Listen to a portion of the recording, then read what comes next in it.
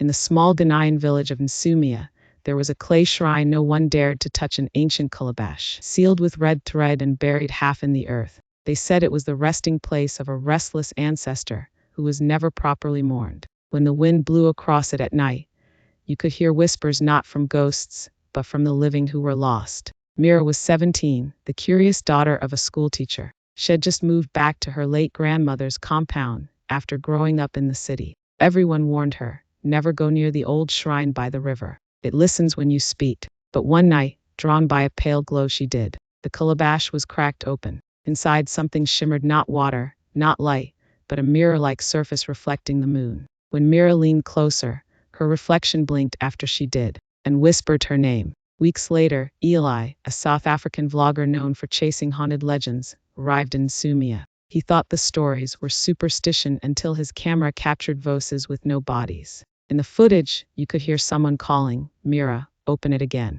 He found the calabash half buried by the river, sealed again with palm fronds. When he touched it, the whispers started, hundreds of voices in dozens of languages. Then one voice stood out, a woman's voice. "You shouldn't have come here." His screen froze and his reflection in the lens began to smile back at him.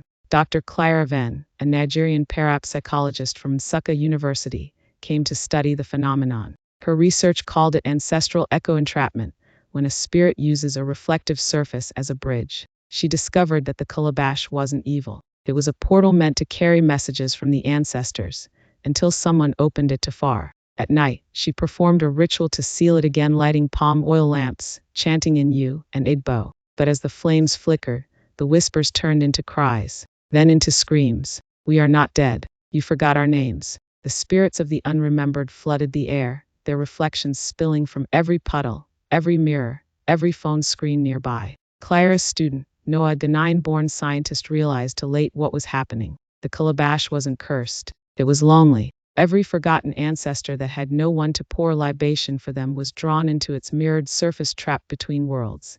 They say if you walk by the river at night in Sumia, you'll see faces staring up from the black water, not drowning, just waiting. And if you ever hear your own voice whispering your name in the dark, don't answer. Because once the forgotten ancestors know you can hear them, they remember what it feels like to be alive. And now that it was cracked, they were free. When he returned to the site, the calabash was gone, replaced by a pool of still water that reflected no stars. He leaned over it, whispering Clara's name. The water whispered back, "Pour for me," and ill let her go.